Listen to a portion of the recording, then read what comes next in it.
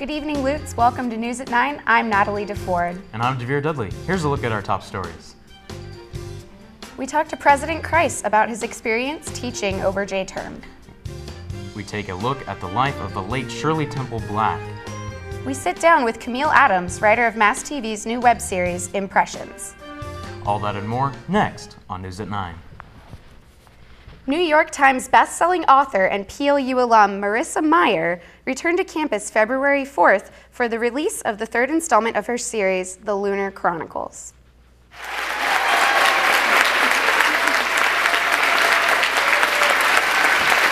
Thank you all so much for being here. I'm so excited. This is the release party for my third book, Krise, the third book of The Lunar Chronicles.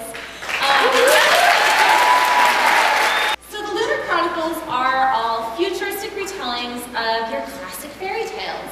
In Cinder, we met my version of Cinderella, a teenage girl who is part human and part machine, making her what's called a cyborg. Unfortunately for Cinder, in her world, cyborgs are considered second-class citizens, and that caused some problems for her when she met and started to fall in love with the prince. It's a sci-fi retelling of Cinderella, Little Red Riding Hood, and this latest book is a retelling of Rapunzel. In book 3, we meet my Rapunzel character. Cress is a very skilled computer hacker, and she has been trapped in a satellite orbiting Earth for the last 7 years of her life, while the evil Lunar Queen is exploiting her skills to spy on the people of Earth and report back to her. The books do a great job of incorporating all of these characters throughout the 3 books, where they're slowly introduced, and then it sounds like in the 4th book they'll all finally be in the same one. I think as a writing major that it's really neat that they bring in alums like this to do these kind of events, because it's very encouraging. Well, I like fantasy books. I like young adult books, and this is a popular title, New York best-selling book, and so I decided that I would try reading it, and it's good. When I'm really interested in a series, it only takes me a couple days to read a book, and especially because I read this over winter break, so it only took me about a day or so to get through each book. There are now film rights that have been bought for the book, and see if that comes to anything. I really hope it retains the integrity of the book, since I know the author isn't the one who wrote the screenplay. I hope she gets a say in what happens. And Rapunzel and the prince were married, and they all lived happily ever after. The end. The themed book signing consisted of food, henna, and, following the Rapunzel theme, a booth set up with a hairstylist that allowed those in attendance to donate their hair to Locks of Love. It's not common that a university president steps outside his office and teaches a class, but that's what PLU's very own President Thomas Krise did this past J-term. The Morin Mast sat down with President Krise to explain the differences between teaching in a classroom and heading a university. Well, I do find that you have a very different view of things from the classroom than you do from the president's office, so it makes a big difference to me for my sort of being aware of what students are thinking, what they're able to do, that kind of thing. So it's not only is it the reason that I'm in higher education is because I love teaching, but it's to be engaged with students and to do the central activity of the university is important for me to be able to lead it well. So, you know, after the initial mild surprise, then it's just like a regular class, I think. So I do, in this class particularly, ask at the beginning of every class session, I ask them to ask questions on any topic. Anything is fair game, and so there's a little bit of a tendency to ask kind of administrative questions rather than academic ones maybe, but the course is focused on management lessons from literature, so it's nice for me to be able to use my experience as an administrator and manager and leader to comment on the works that we're studying, and so it allows me to offer a lot of fresh examples for illustrating what we're studying in the literature. I'm impressed with our students at PLU. I'm impressed with the range of interests, the fact that at many institutions people sort of really get focused on on their particular major, and they kind of don't want to spend time thinking about things outside, what they're aiming to do and what they're going to do in terms of a job. And so I'm always pleased with PLU students' interests, sort of polymath kind of interests across the spectrum of disciplines and so on. So compared to other groups of students, it's easier to find a positive reaction in people making comparisons and bringing in examples from other disciplines that they've taken. So that's a great thing about our students and a great thing about the spirit of the classroom. So I think it's important for leaders of any kind of organization to really get to know and to refresh their knowledge of what's going on in their organization. And the main thing we're about is students and their education, and so there's no better way to do it than to have a room full of students that I'm teaching. So, speaking of PLU's presidents, how much do you actually know about PLU's very first president? The Morning Mast's photo editor, Jesse Major, takes a closer look into the life of Harstad Hall's namesake. Every day, students walk in and out of Harstad, which is named after PLU's first president. But few know as much about Bug Harstad as Professor Claudia Bergeson. It's been about 4 years. It was first an article or a paper that I wrote for our Scandinavian Studies Conference, which is a national conference, and really enjoyed working on it. That was a presentation up in Alaska. And then I rewrote parts of it and did further research and presented it a couple of years ago then at the Norwegian American Historical Association conference. When she went to university archivist Kirsten Ringdahl, Bergeson was introduced to a travel journal by Harstad called 3 Weeks in a Tent. And we have this tre uger i tent, it's Norwegian, and it talks about his time when he traveled as a missionary, because after he went to seminary, he traveled as a missionary all over the place and started congregations. He's a wonderful writer of the environment, of the nature that he sees. He also has his own voice that comes through in this, and I think a lot of times if it is a primary source, you don't get that same sense of a constructed text as I do with this one. He's writing for an audience that is Norwegian American or Norwegian immigrants to America. So I think in that way trying to color this in a certain way. And anytime that happens, I think we have to look at how they put a work together and what they want to say. It's exciting. It's very exciting, yeah. Because, you don't want things to just sit down and be hidden away, and no one uses it. So the more people use what we have up here, the better. That's why we're here. We're preserving the historical documents of PLU and make them available so people can use them for research. Bergeson is currently working to publish an article in the Journal for the Study of Scandinavian Studies. This is Jesse Major, The Morning Mass.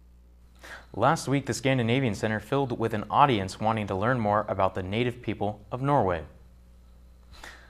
Ristin Anin Guap, a Sami from northern Norway, performed traditional Sami songs called joiks last Thursday as part of PLU's second annual celebration of the Sami National Day and the opening of the Sami exhibit, Us Local People, Sami Voina and Resilience.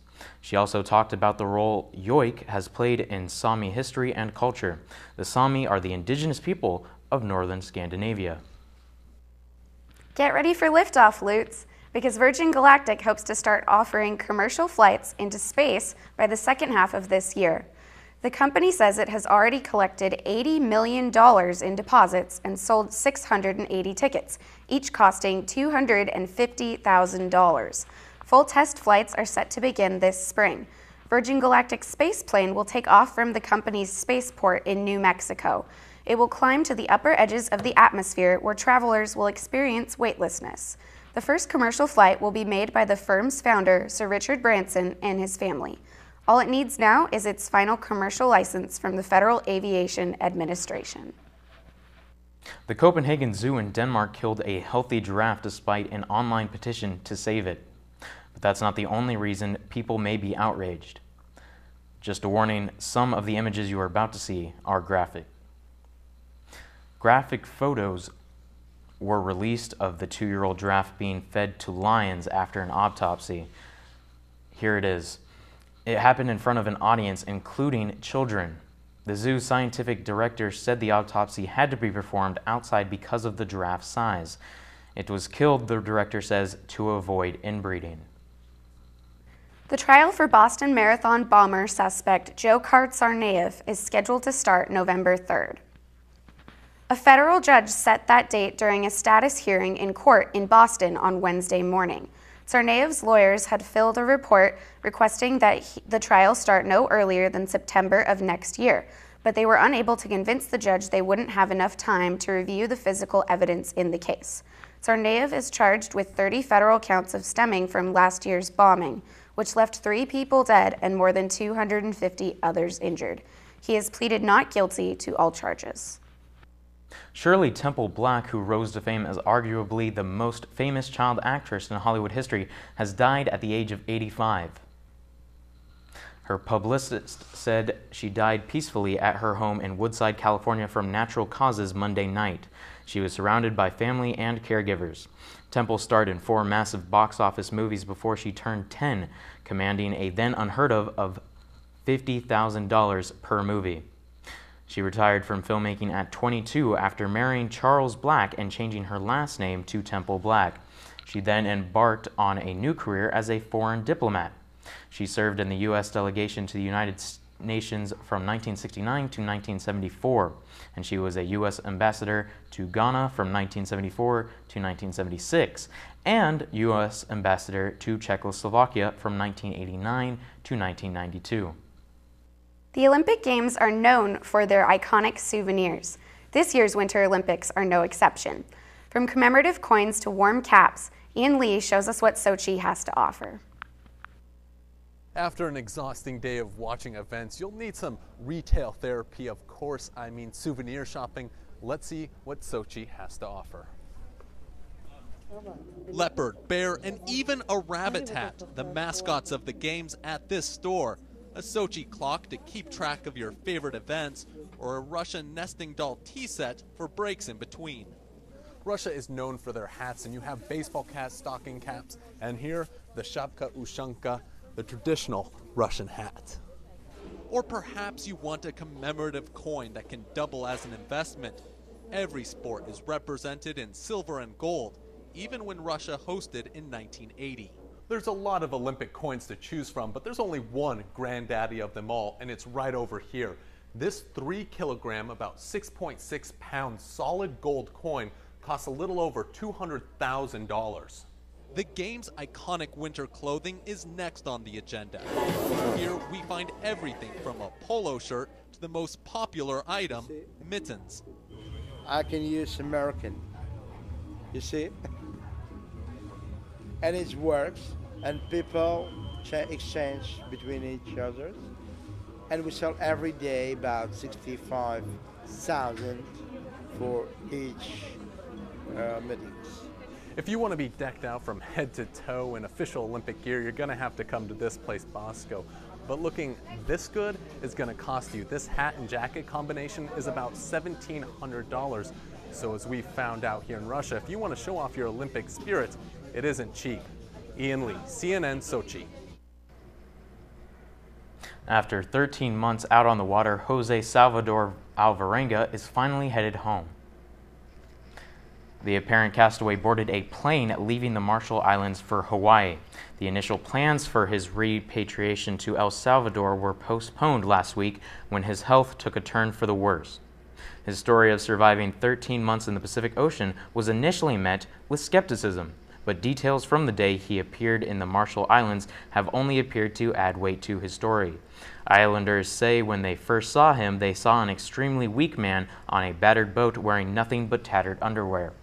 They also saw a live bird tethered by its foot, apparently about to become Alvarenga's next meal. Rescuers say once he was back on dry land, he ate as if he hadn't had a decent meal in months. They say they communicated with him through a mix of drawing and charades, enlisting the help of the mayor's son, who helped using the limited Spanish skills he picked up from the animated children's series Dora the Explorer. Stay tuned, we'll be back after this commercial break. Next is Beyond the Brochure with Amy Jones. She'll be sitting down with Camille Adams, author of the new web series Impressions. So here's the deal.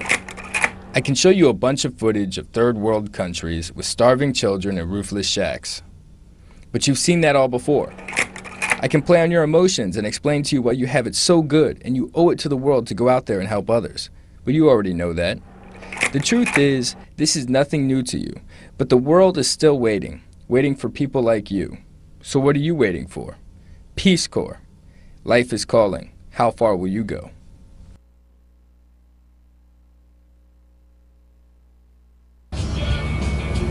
This new phone is awesome. It has made my life so much easier. You know, I get kind of bored when I'm driving and I need to know what's going on. So now, with this huge screen, a keyboard, and a ton of apps, I can get a text and write back right away, no problem. It's like I barely even have to look at it.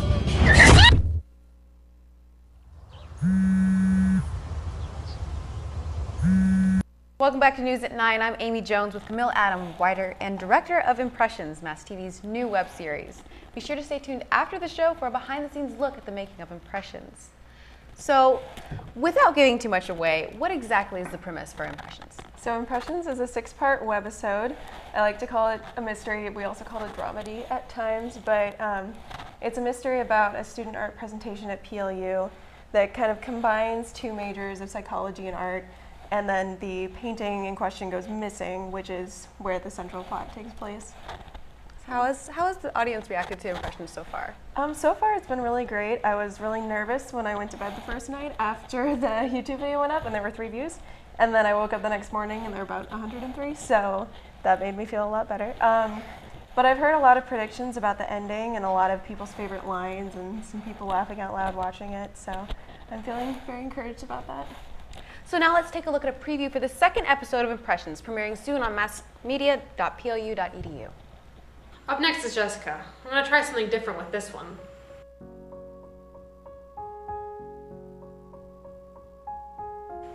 I don't see how I'm necessary here. I can't be held in a sketchy back room for paying attention to a poorly designed poster and deciding to spend an hour of my life at an art show. Lack of art notwithstanding.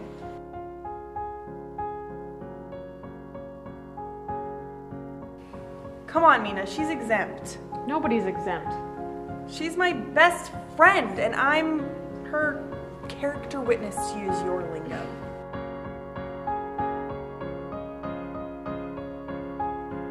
I'm seriously stressed, and I hate conflict. You jumped into this feat first, just like I did. One of my biggest questions is what inspired you to write Impressions? So last year, while writing for the Mast newspaper, my friend Rachel and I were encouraged by Storm Gerlach to write a TV show. So we started off with Outnumbered, which was a short romantic comedy, and our goal with that was mainly just to try our hand at making a TV show. So it wasn't what we necessarily wanted to try as a genre. And so this year, what we wanted to try was a mystery. To try and do something that we could do on campus within our means and reasonably with students as a cast. And it was also much more of a writing challenge, so that was our goal, to vary the shots, make the plot a lot more complex, and bring back a lot of the actors who really enjoyed doing the show last year. Okay, can you explain your writing process for writing one of the scripts? Yeah, so it was initially a summer project, and Rachel and I sat down and brainstormed last May during finals week, which was wonderful. And then I was a camp counselor this summer, and I presumed I would have free time to write the script, which I did not. And so did a little writing by the lake when I had a little bit of time, but mainly I would go to the mall on weekends when I didn't have campers and try to drill out the script. Oh, okay. So when you write characters, do you usually have somebody in mind, or do you just wait until auditions and see who shows up? We had a couple actors who agreed to stay on after last year, so we knew that Anna Luce, who played one of the main characters in Outnumbered last year, would play Mina, and that Alex Clayton, who just had a teeny little cameo in the show last year, would play Jess. And it's great because they're best friends in real life, and so we got to kind of pit them against each other in this show. And so I wrote mainly Jess with Alex in mind. Anna's a very sweet person, and Mina is very manipulative, so that wasn't a direct connection, but I knew who would be saying the lines. And the rest of the cast was mainly auditioned, and a couple volunteered after they read the script. So. Speaking of cameos, I hear that you have some in there. I do. I've one in the show and one in the show last year, so I am known as Skype friend in the show. So. Skype friend, alrighty then. Do you have a favorite character on this show? I think Jess was my favorite to write because she's so sassy, and I could just kind of envision Alex talking and put that into her voice, which was really fun. It was also really fun to write Mina because I needed her to be someone who was friendable and semi-relatable, but also really egotistic, so that was an adventure. Who was the most fun to write out of all of these characters? Yeah, I'd say either Mina or Jess. There's also a minor role of Marcus, who's comic relief, and Adrian Mayoral plays Marcus, and he actually read the script and decided that that line sounded like him. That's the first line in the first scene, and really jumped at the chance to play that character. So the actors really clicked with the script and all? Yes. Okay, so you've done this for 2 years now with Outnumbered and this year with Impressions. Do you have any plans on doing another one next year? Definitely. We already have a creative team in the works. We had 2 more volunteers this year to help us with the process. So we're talking about doing a book adaptation in a vlog style, so a single camera vlog in pretty much the same location. We're planning on to do a book adaptation in a college setting. So it'll be similar to Lizzie Bennet Diaries, and we plan to use a lot of social media and give our characters accounts and a voice on Twitter and Facebook, who knows, Tumblr, and try and really use that social media connection. So I hear you guys have a gag reel up on the TV site already. We do. What was one of your favorite memories from filming? Oh, I think the scene I enjoyed filming the most was what I call our Mission Impossible scene, and that was in episode 5. We have Mina and Jess sneaking into the art building to do some investigation, and all I'd written in the script was funny bumbling ensues.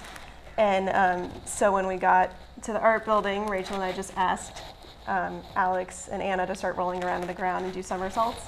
And so for about 5 minutes, we made them roll into lockers and crawl along the floor. And it was a lot of fun for me and Rachel. I'm not sure how much fun it was for the cast, but it was great to film. And we've got some wonderful action music in the background in the final episode. All right, well, that's all the time we have today. And we'll see you again next Thursday at 9. Check us out anytime at massmedia.plu.edu. And stay tuned after this episode for a behind-the-scenes look at Impressions. For all the News at 9 crew, I'm Amy Jones. Good night. This is Impressions Day 1. And we're, well, it's not even really day 1. You've been writing the script for like months. But we're done. Hey. Day 1. Day 1. Alright. Behind the scenes with Camille and Rachel. I'm Rachel, and I'm the director of Impressions. And I'm Camille, I'm the writer. So do you want to talk a little bit about what the writing process for Impressions is like? Sure. What was the writing process like? We outlined the episodes last May, and then I went to work as a camp counselor with the a notion that I would have free time, and found out that wasn't true. So I got home and wrote the rest while I was drugged up after getting my wisdom teeth out. The drugs were gone, but I was alone with cats. Impressions written under the influence of drugs. With cats alone in a house. So yeah, that sounds good. Yeah, it's a good writing space. So yeah, and we got the script finished in about the first week of fall semester, and then did the read-through on Rachel's floor. What are we doing this morning, Camille? What? What are we doing this morning, Camille? This afternoon? We are editing.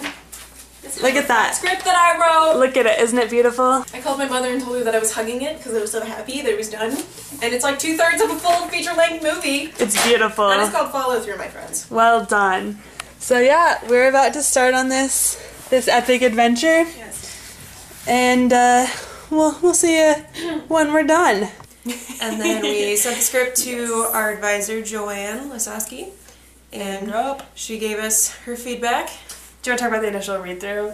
So we had the initial read-through in the Mast TV office, and it was really fun, and people were really enthusiastic, and they laughed at your jokes. And we had donuts. We did have donuts because... And swivelly chairs. I feel like we were supposed to bring food, and we forgot. We couldn't get the budget for pizza, so the cast brought donuts. They were nice to us and had to supply their own food. Independent filmmaking! Yep, they got some errors in the script, such as some unintentional innuendos, so we fixed those right up. We got to find out how everyone sounded as their characters, and we almost cried when we heard Anna and Alex reading their lines. I never knew Jess's lines had so much sass. I mean, you knew they had sass. But not that much sass. Yeah. It's a lot of sass. She's very smart, but doesn't like to show it. And she's the sass master. She's a little sassafras, and it's the best thing ever because it's like my personality. Awesome. Just intensified. Let's see. She's apparently really adorable. That's the description I got. She loves her boyfriend, whose name is not Anthony. What is his name? His name is Sean. And she, I wouldn't say is confused as to what's going on, but she's kind of confused as to what's going on. So my character is Ashley, and she basically goes to the presentation and Marcus keeps annoying her and like kind of wants to date her, and she really doesn't want to, so there's this weird little thing going on, Yeah. Well, my character, I don't know, she's an artist, so, but she's not like type A. I mean, she's type A, but she's not like, she's not a strong character as Mina, and she's just like, she's not confrontational. She doesn't like confrontation. She's just kind of like, I just want to present my picture, like that's all she wants to do. My character's Sean. He has a girlfriend. He kind of is just like he has had a relationship with Mina, and we don't really know what's going on, and it's interesting. Scan Center filming day. That was long. It was really long. That was real long. I think they started quoting Mean Girls at the end of that. And then there was awkward pizza eating in a circle because everyone was so hungry, no one was talking. How are you guys doing? This is behind. That's really hot. That looks beautiful. This is all behind the scenes content. You guys ready? Excited? So excited. Super prepped. Yeah. Hi, Janae. I'm glad I got you all when you're eating pizza. That's really flattering. Our cast got along really well. They did. You pumping for a ballad? Shut up. Where did you graduate, Mr. Raleigh? I'm sorry. Oh, Mr. Raleigh. Alright, it was Puget Sound University. That's right. Or is it? Wait, who's in love? Apparently we are. No, we're not. They got along really well. They swore at each other a lot. They swore at each other out of a lot. Fun. Out of love. And yeah, we had best friends playing best friends. And That'd be sad. we had a boyfriend and girlfriend not playing boyfriend and girlfriend. That which was an is a little, experience.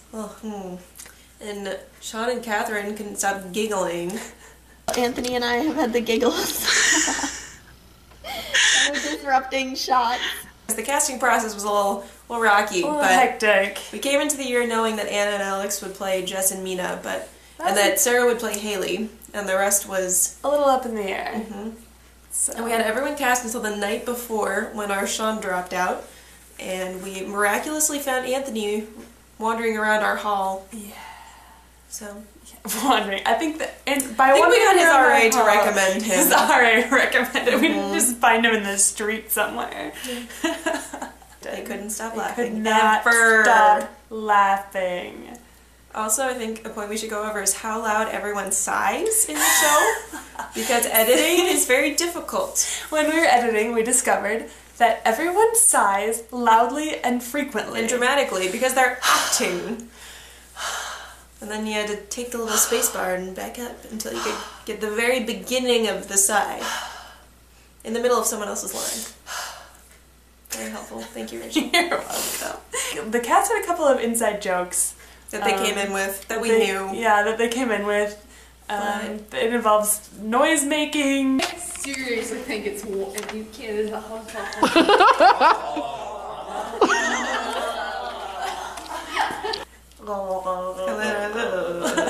It involves your trash. Whenever anyone messes up a line. Your trash. I think we have learned how to work professionally together a lot better this year. Last year. We got our editing rhythm down this year. We did. And we both edited an equal amount, and we both gave input. Yeah, we are equal partners in this venture. Coming to a YouTube near you. Are there YouTubes that aren't near you? 2014. Be there, be square.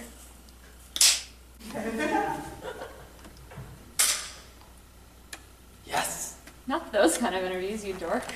Got. Alright. Goodness gracious. Now we've got Adrian One stinking line. Yes.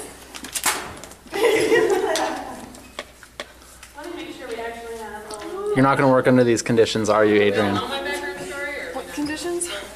Be ridiculed by you all the time by his lack of yes. I'm pretty vile. More like a... No. Hey Dan, how's filming? I mean, I haven't done any yet. I've just been making faces off in the corner and distracting you all. You're a professional. Of course I am.